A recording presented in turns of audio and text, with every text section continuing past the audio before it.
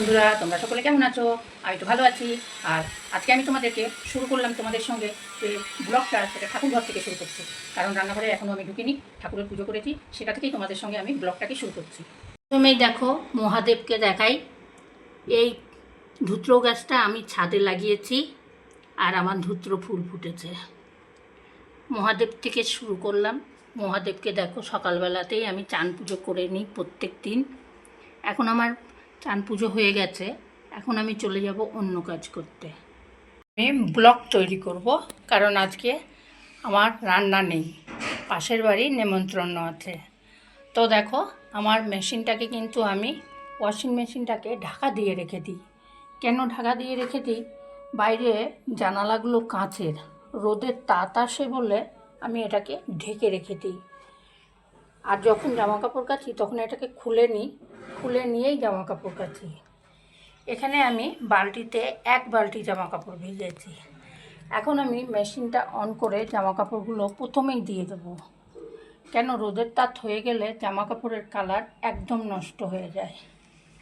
কাপড়টা যেহেতু আমার গরম জলে ভিজানো আছে সার্ফ দিয়ে, সেই জন্য দেখো আমি এই যেটা দিয়ে ঢাকা দিয়ে রাখি, এটাই আবার এর উপরে পেতে দিয়েছি, যাতে আমার মেশিনের গায়ে জলটা না লাগে। তাহলে প্রথমে আগে জামা কাপড়গুলো দিয়ে দিচ্ছি। দেখো, আমি চাদরটা দেওয়ার কারণে চাদরটা কিন্তু ভিজে গেছে। এখন চাদরটা আমি শুকোতে দিয়ে দেবো। আর এই জামা কাপড় সব দিয়ে দিয়েছি। এখন আমি মেশিনটাকে চালিয়ে দেব।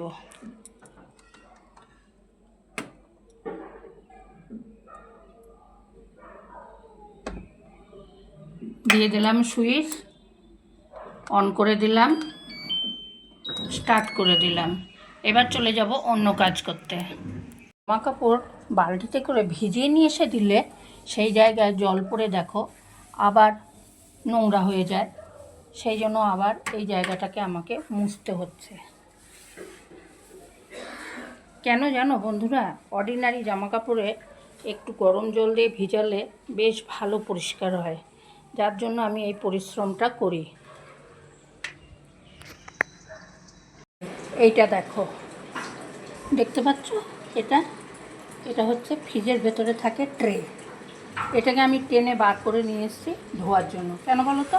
আজকে রান্না নেই, এক্সট্রা কাজগুলো করতে পারবো। তাই জন্য দেখো, টমেটো রেখে, ধনেপাতা রেখে একদম পুরো নোংরা হয়ে গেছে। তো এটাকে এখন ধুয়ে নেব, ভালো করে ধুয়ে আবার সেট করার সময় তোমাদের দেখাবো। এখন ভাবছো, দিদি ট্রে তো তুমি খুলে নিয়ে এসছো, তাহলে ট্রে তুমি পরিষ্কার করবে কী করে? তাহলে দেখো আমি কিভাবে পরিষ্কার করছি। একটা ছোকরায় সাবানটা মাখিয়ে নেবে, আলতো করে, বেশি জোরে দেবে না, তাহলে দাগ হয়ে যাবে।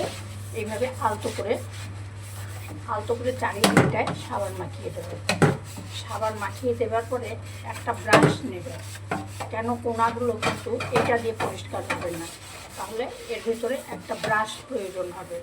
ব্রাশটা দিয়ে সাইডগুলো পুরো নোংরাটা চলে যাবে। আর আমার এখানে ব্রাশ একটা রাখাই থাকে, যে ব্রাশটা বাতিল সেটা রাখা থাকে। এই ব্রাশ দিয়ে এইভাবে কোনাগুলোকে পরিষ্কার করে দেবে। এইভাবে কোনাগুলো পরিষ্কার করে দিলে সমস্ত নোংরাটা তোমার বেরিয়ে যাবে। এটা একদম নতুনের মতন দেখাবে। এটাকে ধুয়ে নাও, চারিদিকে জল দিয়ে ভালো করে দেবে। দেখতে হবে যেন সার জল লেগে না থাকে, তাহলে আবার কিন্তু দাগ হয়ে যাবে। এবার বলবে, দিদি লাগাবে কি করে? লাগানোটা তো আমি তোমাদের দেখাতে পারবো না, কারণ হচ্ছে আমি এক হাতে মোবাইল ধরে কীভাবে লাগাবো। আমি লাগানোর পর তোমাদেরকে দেখাবো যে দেখো লাগিয়ে দিয়েছি। হয়ে গেল পরিষ্কার, একদম নতুনের মতন দেখতেই পাচ্ছ। এবার এটা জলটা ঝরা অবধি অপেক্ষা করব। সঙ্গে বাসনগুলো মেজে নিচ্ছি। বাসনগুলো মেজে নিলাম ট্রেটার সঙ্গে সঙ্গে, তাহলে আমার কাজটা কমপ্লিট হয়ে গেল। ভিডিও করতে কিন্তু বন্ধুরা প্রচণ্ড কষ্ট হয়। আর যারা আমরা ভিডিও করি তারা অবশ্যই জানি ভিডিও করতে কতটা কষ্ট হয়। আর যারা ভিডিও না করো, দেখো, তাদের জন্য বলবো যে বন্ধুরা, তোমরা যদি পাশে থাকো তাহলে আমরা যারা ভিডিও করি আমাদের ভিডিও করার উৎসাহটা আরও বেড়ে যায়। তাই জন্য বলবো, তুমি যদি আমার চ্যানেল নতুন হয়ে থাকো তাহলে পরে চ্যানেলটিকে সাবস্ক্রাইব করে পাশে থাকবে। ও একটা কথা বলতে ভুলে গেলাম, বেল আইকনটা অবশ্যই দাবিয়ে দিও, কারণ আমি নতুন নতুন ভিডিও ছাড়লেই তোমাদের কাছে পৌঁছে যাবে। দেখো আমি কিন্তু ফ্রিজের কাছে চলে এসেছি, আর এই যে খাঁচগুলো দেখছো, এই খাঁচের ভেতরেই আমি ওটাকে ঢুকিয়ে দেব। আর আমি এগুলোও কিন্তু খুলে খুলে ধুয়ে নিই, কিন্তু এগুলোতে এখনও অনেক জিনিস আছে বলে এটা আমি করতে পারলাম না। যাই হোক, এটা লাগিয়ে আমি তোমাদের দেখাচ্ছি। দেখো লাগিয়ে দিলাম, এখন কতটা সুন্দর লাগছে বলো তো। কেন বলো তো, একদম নোংরা হয়ে গেছিলো, পরিষ্কার করে দিলাম। আবার ফ্রিজ পরিষ্কার করতে করতে জামা কাপড়গুলো হয়ে গেছে, সিগন্যাল দিয়ে দিল, পিপু বেজে গেল, তার জন্য চলে আসলাম জামা কাপড়গুলো বের করতে। জামা কাপড়গুলো বের করে নিয়ে এখন চলে যাব ছাদে মেলতে, কারণ ছাদে প্রচণ্ড রোদ্দুর। তোমরা কি আমার সঙ্গে যাবে? চলো না, একা একা আমার মেলতে ভালো লাগে না, একটু ঘুরে আসবে আমার সঙ্গে। তাহলে আগে জামা কাপড়গুলো বের করে নিই। তো বার করে নিয়েছি কাপড় সব, কিন্তু ভীষণ রোদ ওপরে। তোমাদের আমি ছাওয়ায় দাঁড় করিয়ে রাখবো, চলো ছাওয়ায় দাঁড়াও, আমি জামা কাপড়গুলো মেলে নিই। প্রচুর জামা কাপড় হয়েছে আজকে, একটু জামা কাপড় কটা মেলে নিই, একটু দাঁড়াও, তারপরে নিয়ে ওপরে চলে যাব আবার নিচে।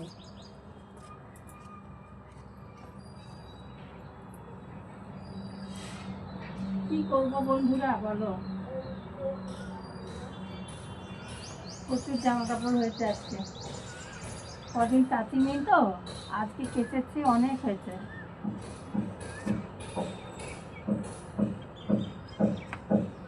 মেশিনে কেচেছি না, সুতোগুলো সব গুটিয়ে গেছে।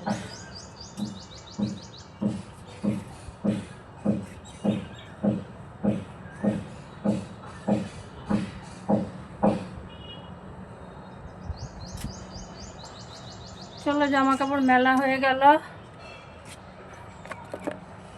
জামা কাপড় মেলে দিলাম, মেলে দিয়ে এখন নিচে চলে যাচ্ছে, আবার শুকালে পরে আবার আসবো তুলতে, তোমাদের আর নিয়ে আসবো না, ঠিক আছে তো? তো গরম লাগছে, তাহলে চুপ করে বসে আছো কেন? জানো না কি করবে? আরে একটা আম পুড়িয়ে শরবত করে খেয়ে নাও। কিভাবে করব জানো না? চলো আমি তোমাদের দেখিয়ে দিচ্ছি কিভাবে আম পুড়িয়ে শরবত করবে। আর এই আম পুড়া শরবত খেলে কিন্তু একদম গরম কম লাগে। তাহলে চলো আগে আমটা পুড়িয়ে নেওয়া যাক। পুরানোর জন্য দেখো এখানে কিন্তু আমি একটা স্ট্যান্ড বসিয়ে দিয়েছি, স্ট্যান্ডের ওপরে কিন্তু আমি আমটা দিয়ে দিয়েছি। আমটা আমি একটু ফুটো করে দিয়েছি ব্যাক সাইডটা, তার কারণ না হলে ফেটে যেতে পারে। তো এইভাবে আমটাকে পুড়িয়ে নিতে হবে প্রথমে। ফুটো করে দেওয়ার কারণে দেখো এখান থেকে কিন্তু ফুটো দিয়ে কিন্তু বাষ্পটা বেরিয়ে যাচ্ছে, এই বাষ্পটা অবশ্যই বের করে দেওয়া দরকার, না হলে আমের রসটা পুরো গ্যাসের ওপরে গিয়ে পড়বে। হয়ে যাওয়ার পর আবার উল্টিয়ে দিতে হবে, উল্টিয়ে দিয়ে আবার অপর সাইডটাকেও পুড়িয়ে নিতে হবে। আমটা কিন্তু খুব সুন্দর করে পুড়াতে হবে, না হলে কিন্তু শাঁসটা বেরোবে না। আমটা কিন্তু পুরানো হয়ে গেছে, এখন এটাকে নামিয়ে ঠান্ডা জলে রেখে দিতে হবে ঠান্ডা হওয়ার জন্য। পুড়িয়ে নেবার পর ছাড়িয়ে ধুয়ে নেবে, একদম পরিষ্কার হয়ে যাবে। এখন আমি এর ভেতরে 1 বাটি জল দিয়ে দিলাম। 1 বাটি জলের ভেতরে আমটাকে এইভাবে আমের বোলটাকে নিয়ে নিতে হবে। যদি আঁশ থাকে আমে, তাহলে কিন্তু সেই আমটা খুব একটা ভালো হয় না গো। আমের ভেতরে তো কেউ ঢুকতে পারে না বন্ধুরা, এই হচ্ছে সবথেকে বড় কথা। তাহলে আমি এটা ভালো করে চটকিয়ে নিয়ে ফিরে আসছি। তো আমটাকে গুলে নিয়েছি, এখন এখানে আমি গুড় দেবো। তোমরা চাইলে চিনি দিয়েও করতে পারো, বাতাসা দিয়েও করতে পারো। আমার পায়ে ব্যথা করে চিনি খেলে, সেই জন্য আমি চিনিটা খাই না। আমি এখানে গুড় দিয়ে দিলাম। এবার গুড়টাকে খুব সুন্দর করে এর সঙ্গে মিশিয়ে দেব। এর ভেতরে গোলমরিচের গুঁড়োও দিতে পারো। আমপুরা শরবত কিন্তু খেতে খুব ভালো লাগে, গোলমরিচের গুঁড়ো দিলে একটু ঝাল ঝাল লাগবে, তবে টেস্ট লাগবে। গুড়টা আমি গুলে নিলাম, এখন আমি 2টো গ্লাস নিয়ে আসবো আর একটা ছাঁকনি নিয়ে নেব। দিয়ে দিচ্ছি স্বাদ অনুসারে লবণ। লবণটা খুব বেশি দেওয়ার দরকার নেই, আবার এটাকে চামচ দিয়েও তোমরা গুলতে পারো, হাত দিয়েও গুলতে পারো, যেভাবেই হোক লবণটা গুলে নিতে হবে। 2 গ্লাস নিয়ে এসেছি, 2 গ্লাসে আমি এটা ঢেলে দেবো। পুরো শরবত কিন্তু আমার রেডি হয়ে গেছে। কে কে খাবে চলে এসো। এটা এখন নিয়ে গিয়ে ফ্রিজে রেখে দেবো 10 মিনিট, তাহলে ঠান্ডা হয়ে যাবে, খেতে আরও সুন্দর টেস্ট লাগবে।